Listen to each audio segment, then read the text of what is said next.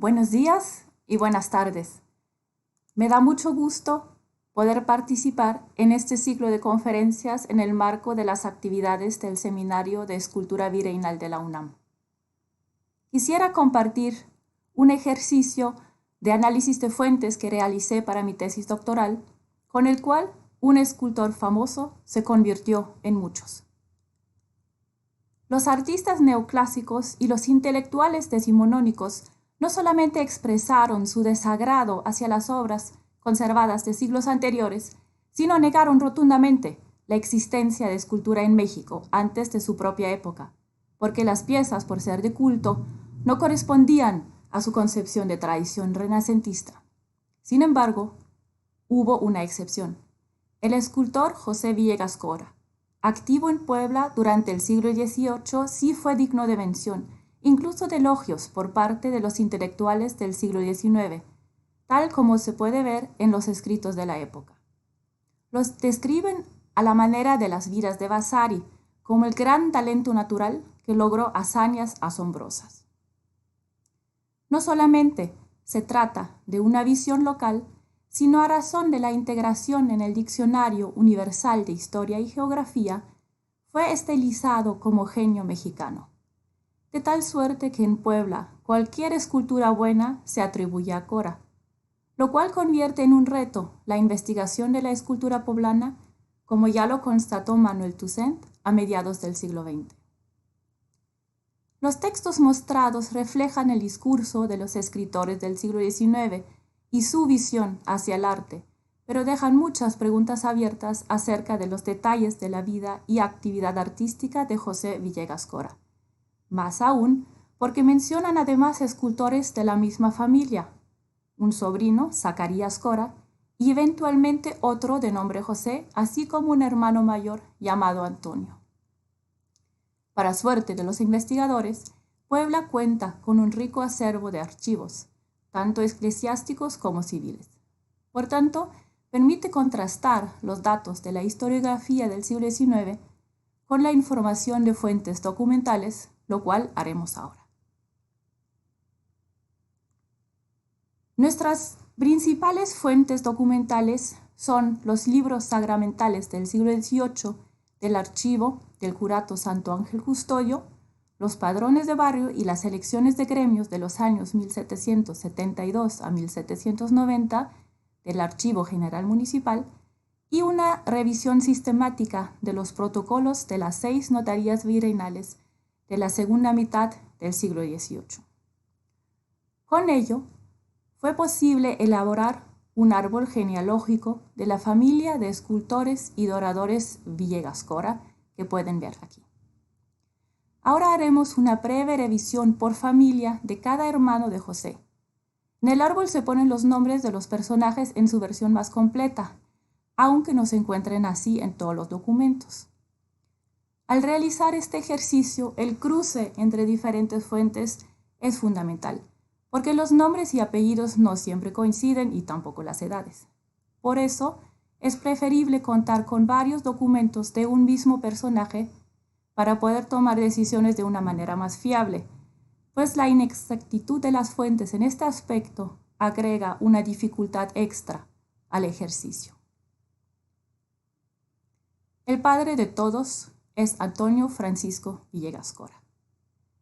En el testamento de su hijo José se proporcionan los nombres de los padres, lo cual sirvió de arranque para buscar más fuentes acerca de Antonio Francisco. Su acta de matrimonio data de 1704 y se conserva en el archivo parroquial de Santa Cruz, donde se asienta que es escultor y natural del barrio de los Remedios del Curato del Santo Ángel Custodio. Este acta proporciona algunos datos fundamentales. Primero, que la familia de los Cora, por lo menos desde la generación de Antonio Francisco, padre de los demás escultores y doradores, era oriunda del barrio de los Remedios y que desde esta generación había relación con el barrio de Santa Cruz, lo cual nos sorprende por ser el barrio colindante. Lo segundo es que Antonio Francisco ya era escultor, por lo cual la tradición familiar puede tener inicio con él o incluso remontarse más atrás. Lamentablemente no se han encontrado informaciones acerca del bautizo de este personaje o datos de sus padres, por lo cual la huella se pierde en esta generación, siendo imposible determinar desde cuándo la familia estuvo asentada en el mencionado barrio. Puesto que el primer libro de matrimonio del archivo parroquial del Santo Ángel data de 1705, es imposible saber si los padres de Antonio Francisco se casaron en este curato.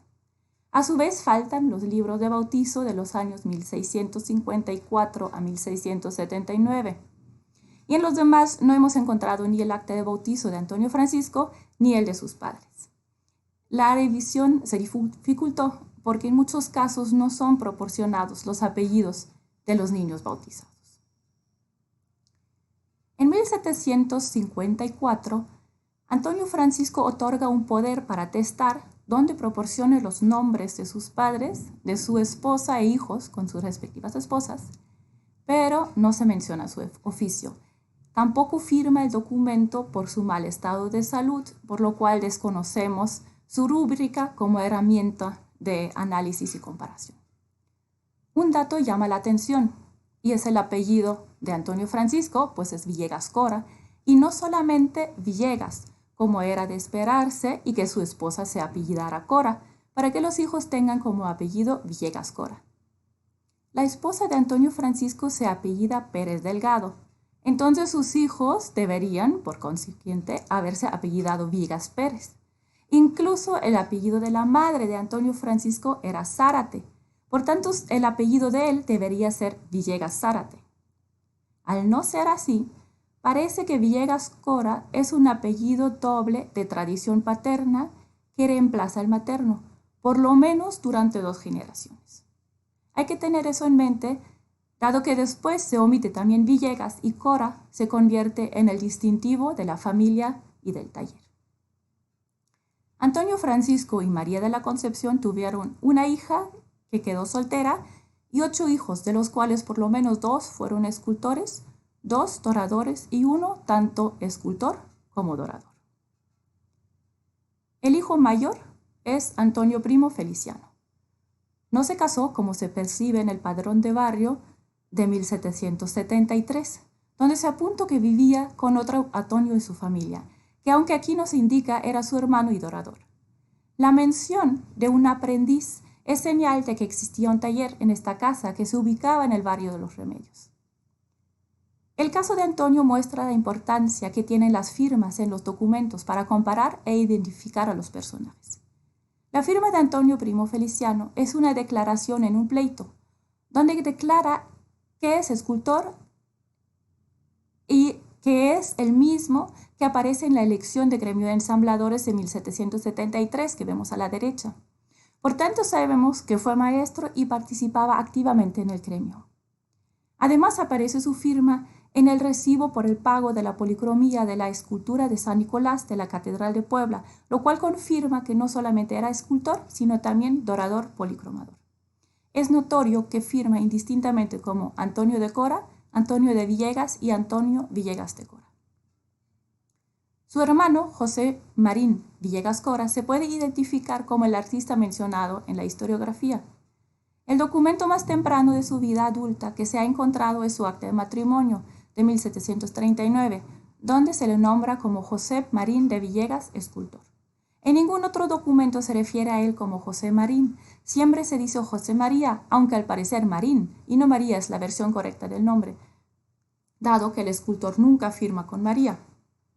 Pero sí, aparece el nombre José Marín Villegas Cora como inscripción punzonada y esgrafiada en el estofado de la escultura de San Pantaleón, tallada por él a petición del obispo Domingo Pantaleón Álvarez de Abreu y terminada en abril de 1753, tal como se lee en la misma escultura, que en este caso nos sirve como fuente excepcional dada la rareza de firmas en las esculturas novohispanas. Aquí se puede ver la firma punzonada en el cuello de San Pantaleón y vuelve a aparecer el nombre de José Marín esgrafiado en una parte de la vestimenta en el hombro de San Pantaleón. Al mismo tiempo, nos sirve para identificar al autor de la policromía.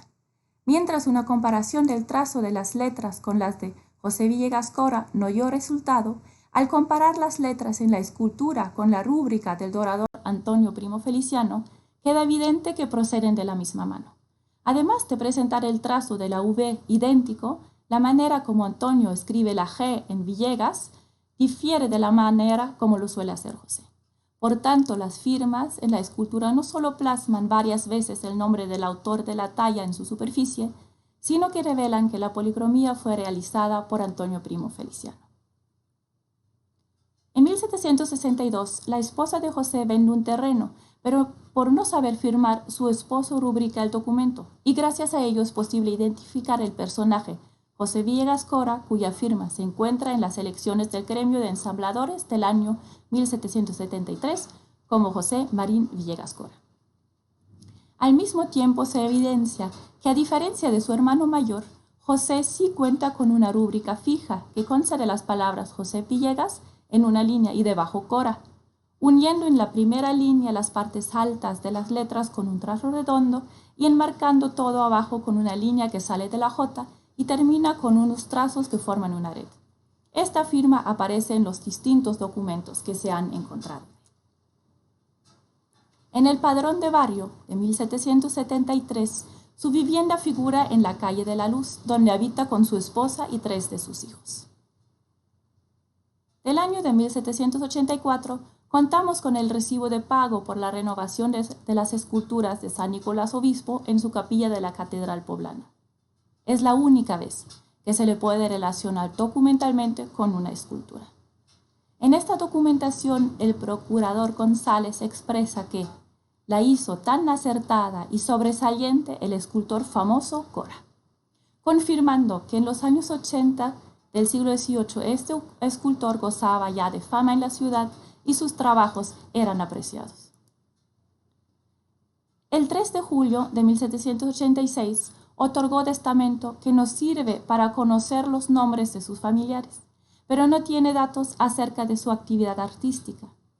Declara que posee 2 casas amuebladas de edificio bajo, pero sin indicar su ubicación.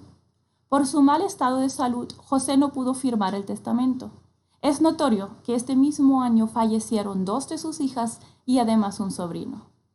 Por tanto, habría que investigar si estas muertes se ubican en el contexto de la hambruna y los consiguientes brotes de epidemias que sufrió la Nueva España entre 1785 y 86 a razón de la crisis agrícola.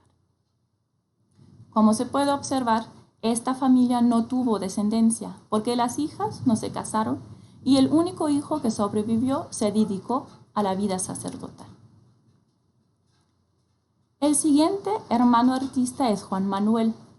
Gracias a su acta de matrimonio de 1745 con Ignacia Buenaventura de Neira, se le puede identificar como oficial de dorador, que en el caso de no haber hecho examen de maestro, habrá colaborado en el taller de alguno de sus hermanos. Falleció joven, porque en el padrón de 1773 solamente figura su viuda con 4 hijos, quien vivía en la misma calle que José Villegas, es decir, en la calle de la Luz. Uno de sus hijos era arriero y de los demás se desconoce el oficio. Le sigue Domingo Ramos. Hacia que de él hay muy poca información, probablemente debido a que su segundo nombre se puede confundir con un apellido, por lo cual no se proporcionan los verdaderos apellidos en los documentos. Se sabe que su hijo José Marín era escultor, tal como consta en la información matrimonial de este hijo, que además permite deducir que la familia se mudó al curato vecino de Santa Cruz. Después sigue Miguel Eligio, cuyo acta de matrimonio lo describe como escultor. Él reúne más artistas en su familia, 3 hijos escultores y 1 dorador.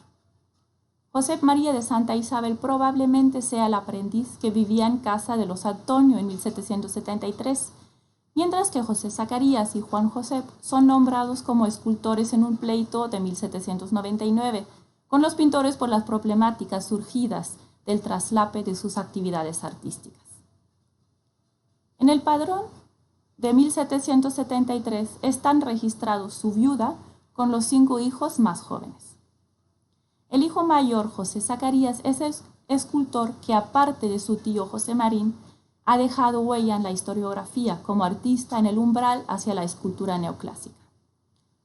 Su pertenencia a la familia consta a través de los nombres de sus padres, asentados en su acta de defunción de 1819 en el archivo del Sagrario, es decir, en la parroquia del centro de la ciudad. Hasta ahora no se ha encontrado su acta de nacimiento y su fecha suscita interrogantes. Tiene que haber nacido antes de 1755 porque en ese año se casaron sus padres, a menos de un mes de que naciera su hermana. Por tanto, Zacarías debe haber sido hijo natural, lo cual es bastante extraño.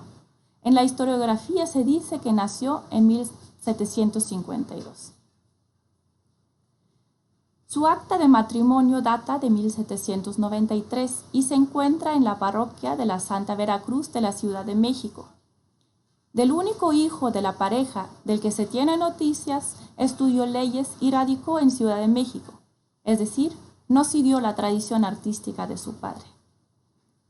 Zacarías se casó el mismo año en que presentó el recibo de cobro de 8 esculturas para las torres de la Catedral de México, que había estado labrando en esta ciudad. Son esculturas en piedra, por lo cual se sabe que tenía habilidad para trabajar tanto la piedra como la madera. Aunque no contamos con más datos biográficos de Zacarías, existen otros pocos documentos acerca de su quehacer artístico.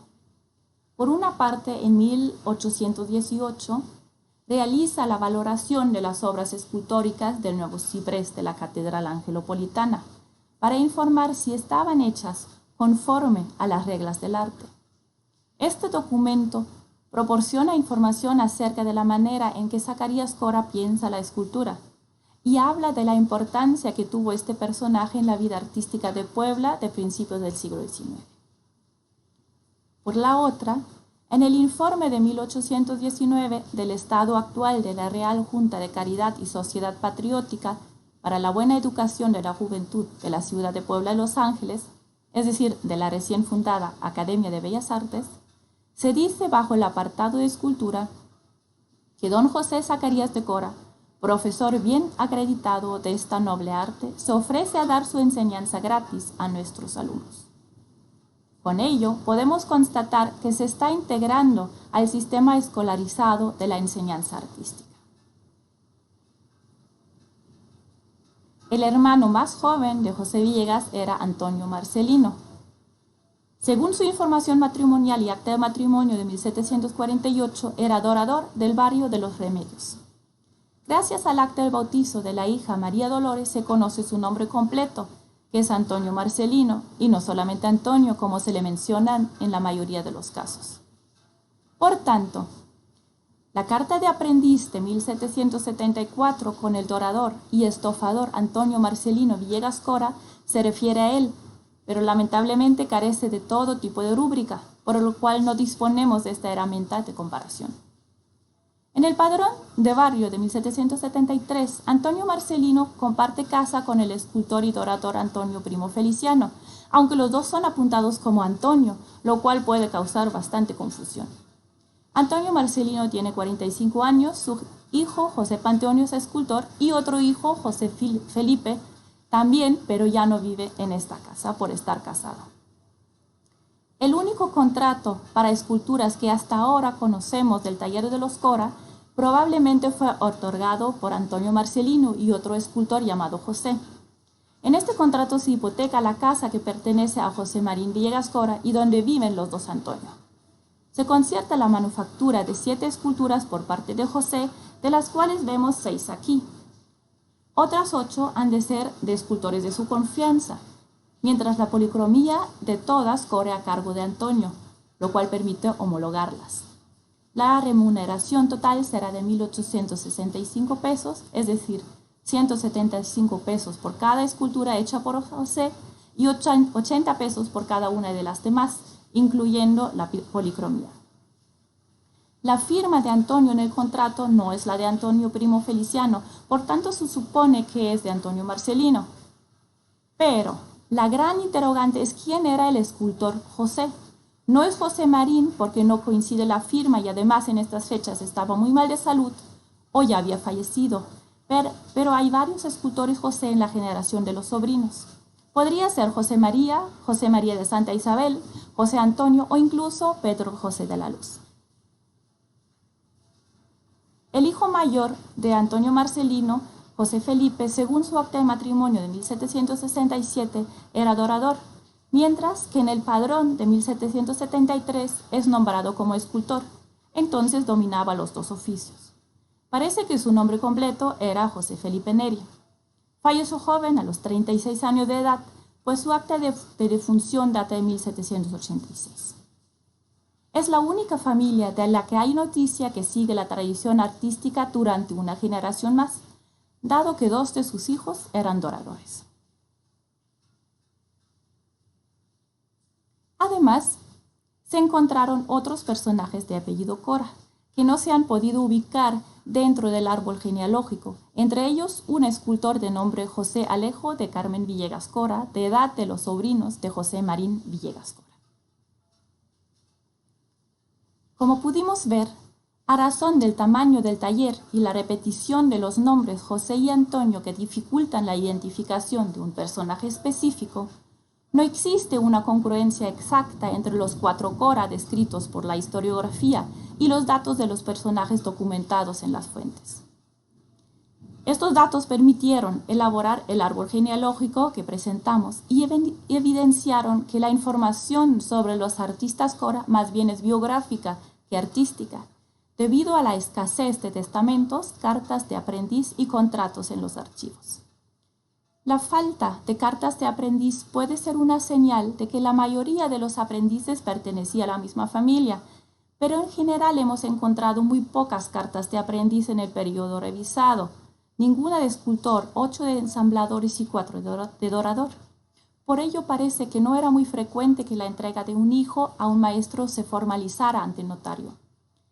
La escasez de contratos de obras artísticas parece corresponder a una práctica parecida, que no todo contrato se formalizaba ante notario.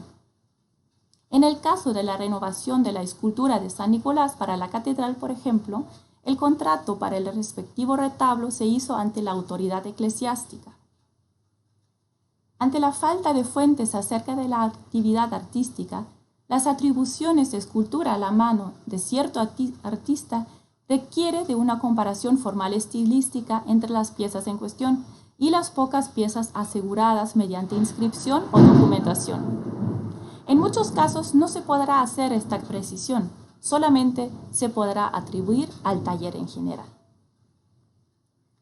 Se puede suponer que tanto José Villegas Cora como sus hermanos escultores y tal vez también los doradores aprendieron en el taller paterno de Antonio Francisco, quien mínimamente era escultor.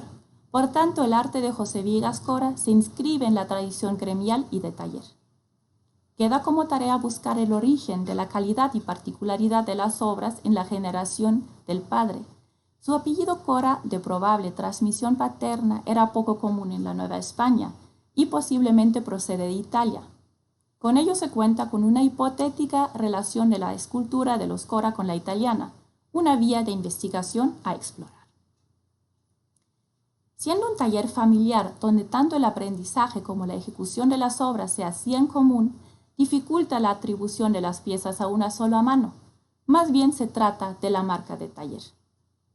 Pero queda la pregunta si se trataba de un solo taller o de varios y dónde estaban ubicados. Gracias a la información de los padrones de barrio y de la compra-venta, podemos hacer algunas hipótesis al respecto.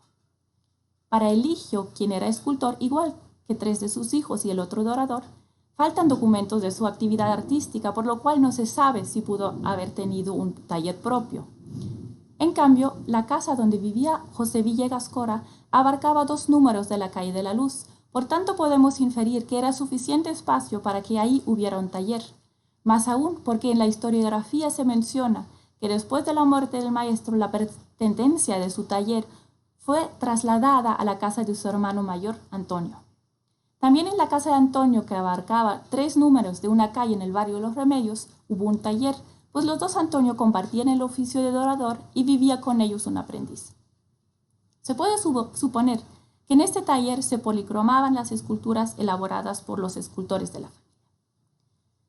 Esta era la casa que hipotecó Antonio Marcelino para el contrato de las esculturas para la iglesia de Santa Teresa. Hacia 1800, la información de los actas de matrimonio y de función indica un traslado de los miembros de la familia Cora hacia el curato del sagrario. Indicio también de un cambio de época. Ahí, en la calle del Mesón Viejo, moraba Zacarías Cora, por lo cual podemos partir de la idea que es la ubicación del tercer taller de los Cora.